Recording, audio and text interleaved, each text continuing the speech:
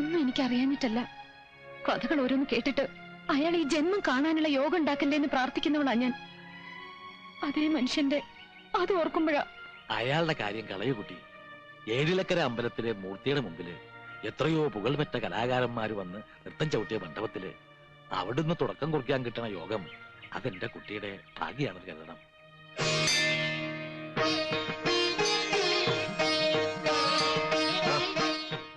ചമയത്തിന് ഒരുക്കത്തിനുള്ള ഏർപ്പാടൊക്കെ മംഗലശ്ശേരി പത്തായപ്പേരിൽ ചെയ്തിരിക്കുക. അമ്പലത്തിൽ അതിനുള്ള സൗകര്യം ഇല്ലല്ലോ. ഓ വരിക.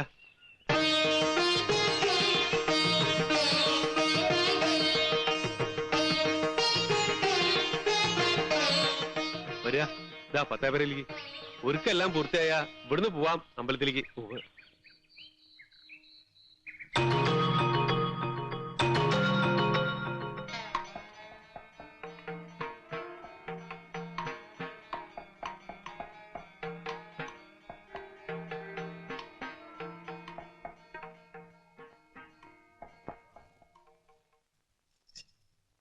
കഴിഞ്ഞില്ലേ ഒരുക്കങ്ങളൊക്കെ?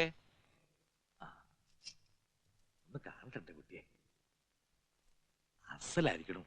നൃത്തവും അങ്ങനെ തന്നെ ആവണം.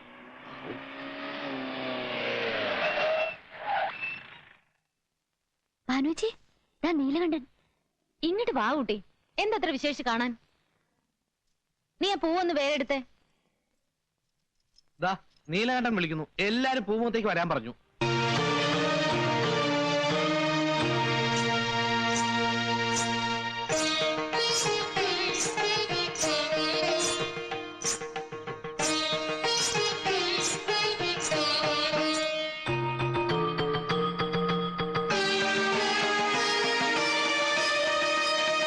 അപ്പോ ഇതാണ് അപ്പുമാഷിന്റെ മോളല്ലേ? തഞ്ചാവൂർ ഷൺമുഖം പിള്ളയുടെ ശിഷ്യ. കൊള്ളാം. എന്നാ തുടങ്ങാല്ലേ?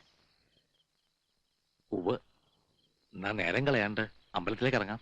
അമ്പലത്തിലല്ല, നൃത്തം എവിടാ നടക്ക? ഇവിടെ. ഈ മംഗലശ്ശേരിയുടെ പൂമുഖത്ത് കാണാൻ നീലകണ്ഠൻ മാത്രം. പിന്നെ ഇവളെ അധിക്ഷേപിച്ചിറക്കി വിട്ട എന്റെ കൂട്ടുകാരും. എന്താ മനസ്സിലായില്ലേ?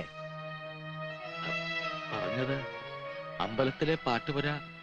പലതും പറഞ്ഞിട്ടുണ്ടാവും. ഇപ്പോഴെന്താ പറയുന്നെന്ന് വെച്ചാ അതനുസരിക്കുക. താമസിക്കണ്ട.